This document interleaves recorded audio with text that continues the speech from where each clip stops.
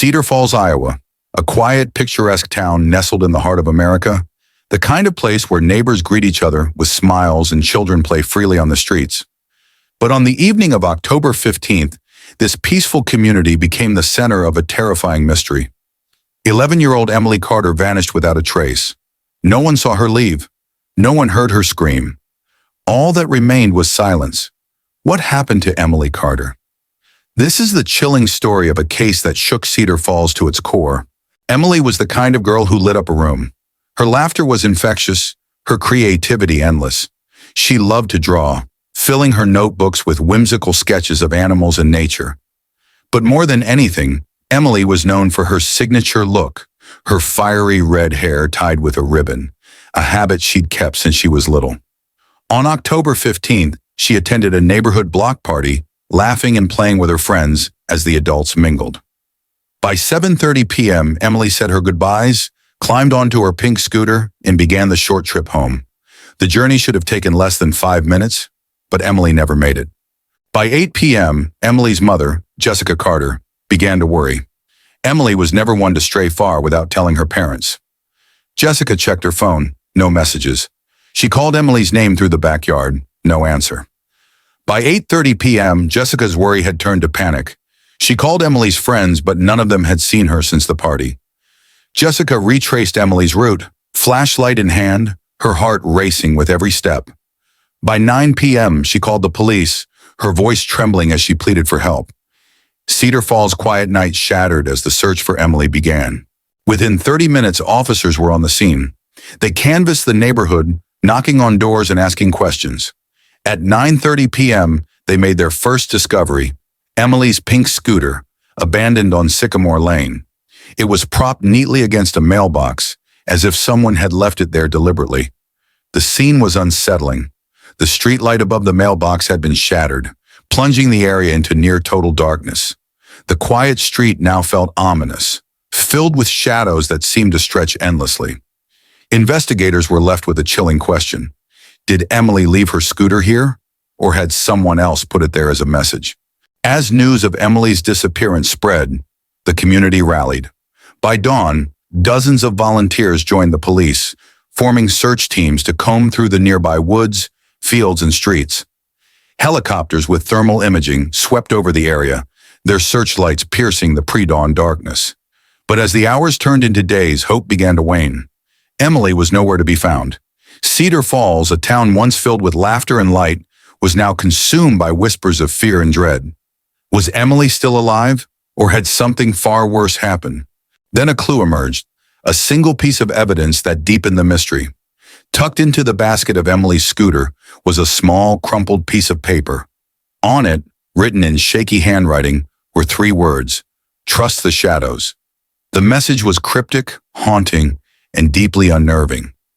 Was it a cry for help, a taunt from whoever had taken Emily, or something else entirely? Investigators couldn't be sure, but one thing was clear.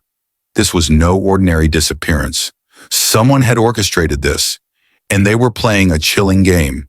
As police scoured the area, neighbors began to recall strange details from the day Emily disappeared. Several people reported seeing a dark green pickup truck idling near the block party in the afternoon. Witnesses described the driver as a man in his 40s, wearing a baseball cap, his face obscured by shadows. The truck had been parked along Sycamore Lane earlier that evening, but was gone shortly after Emily was last seen. It was a promising lead, but without a license plate or clear description, investigators had little to go on. The truck became a haunting presence in their minds, a ghost that seemed to hover just out of reach. Meanwhile, Emily's parents were living every parent's worst nightmare. Jessica Carter, once a pillar of strength, was now a shadow of herself. She stood before reporters during a tearful press conference, pleading for her daughter's safe return. Her husband, Mark, stood silently beside her, his fists clenched, his face etched with helpless frustration. As the family struggled to cope, the community grew more desperate. Tips flooded into the police station, but none led to Emily. And then, in the dead of night, a call came in, a call that would change everything. At 2:15 a.m., an anonymous tip came into the Cedar Falls Police Department. The caller's voice was distorted, altered by a voice changer that made it impossible to identify. The message was chilling in its simplicity. Look under the bridge. The line went dead before officers could ask questions. It was the first real lead in days. Within minutes, officers and search teams were dispatched to the Cedar Falls Creek Bridge, a secluded area surrounded by dense woods. The scene was eerie, the sound of rushing water adding to the tension. As they approached the bridge, their flashlights caught a glint of something tied to the railing. It was a red ribbon, tied carefully in a neat bow. It was unmistakable. Emily had been wearing a ribbon just like it the night she disappeared. The ribbon was clean, with no signs of damage, as if it had been placed there deliberately.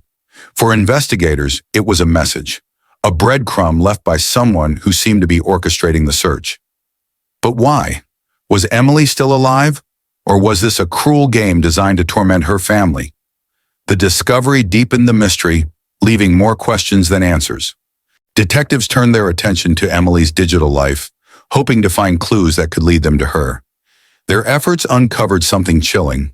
On her school laptop, investigators found messages exchanged with someone using the username ShadowFriend95. The conversation spanned weeks, each message more disturbing than the last. The user had gained Emily's trust, offering her words of comfort and validation. But beneath the surface, the messages were manipulative, filled with phrases like, "You're special," "They don't understand you," and "Trust me, I'll protect you." It was clear that whoever ShadowFriend95 was, they had been grooming Emily for months, setting a trap she never saw coming.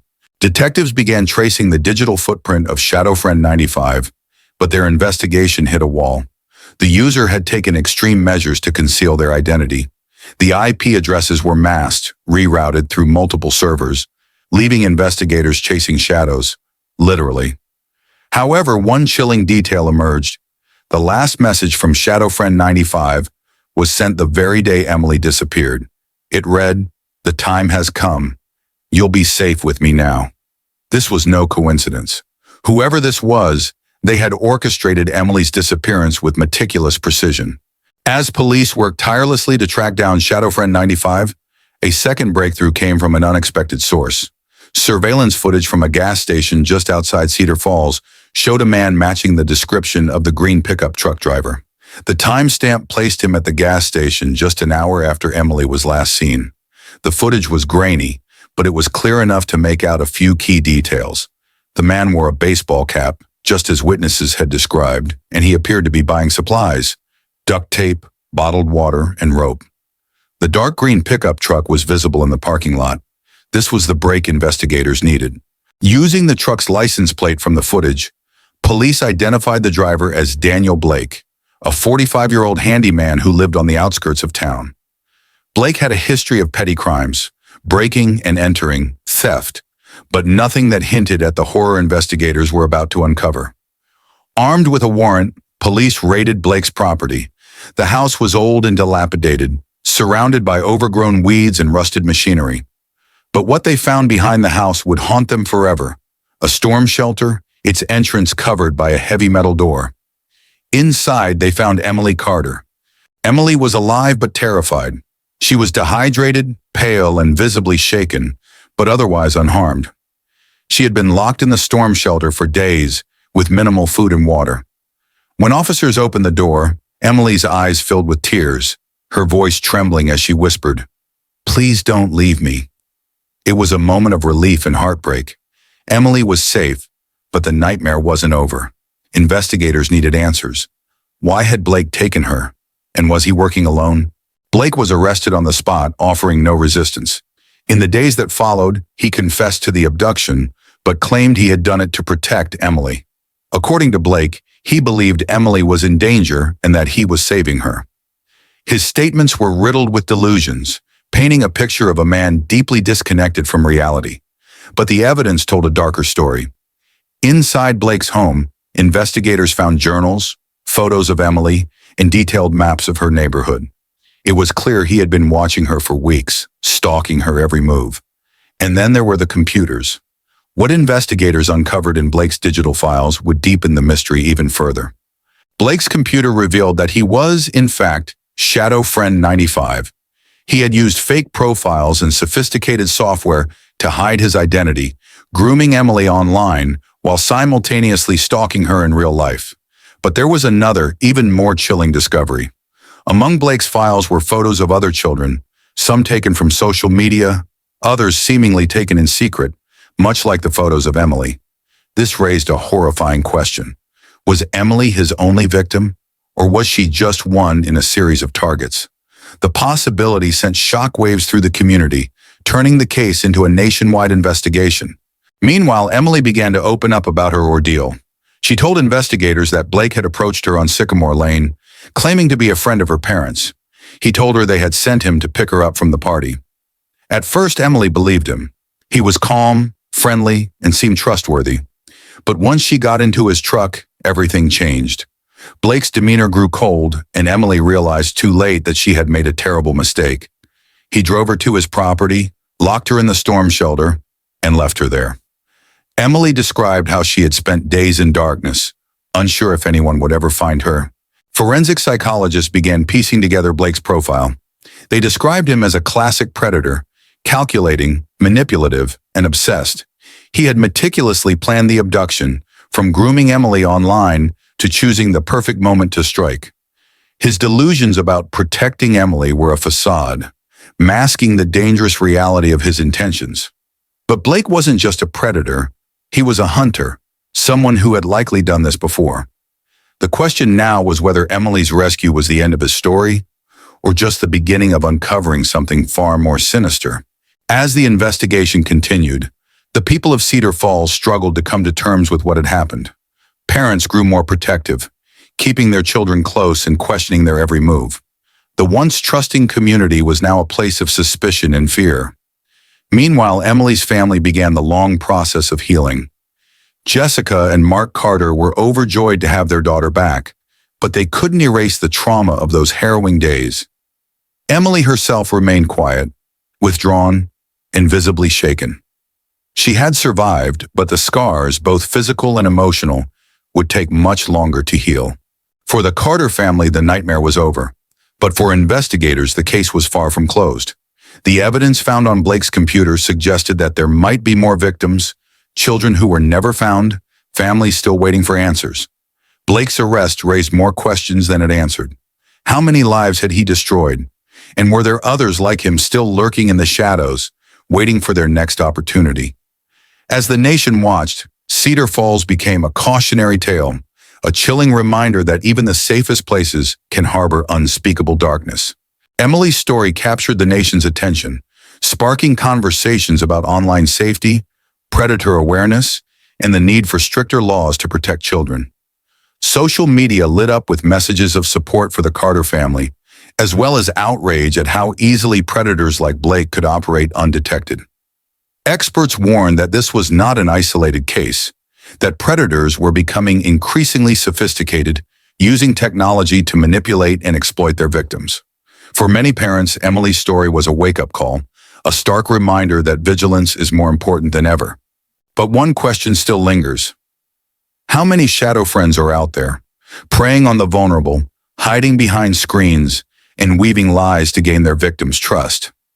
Emily's rescue was a triumph, but it also served as a chilling reminder of the dangers that lurk in the digital world. As we navigate this new reality, one thing is clear. The shadows are no longer just in the corners of our streets. They're in our homes, on our devices, and in the places we least expect.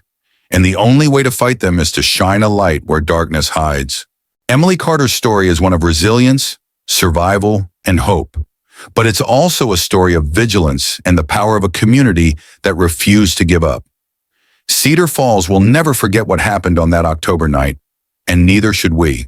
Stay safe, stay aware, and remember, sometimes the greatest dangers hide in plain sight.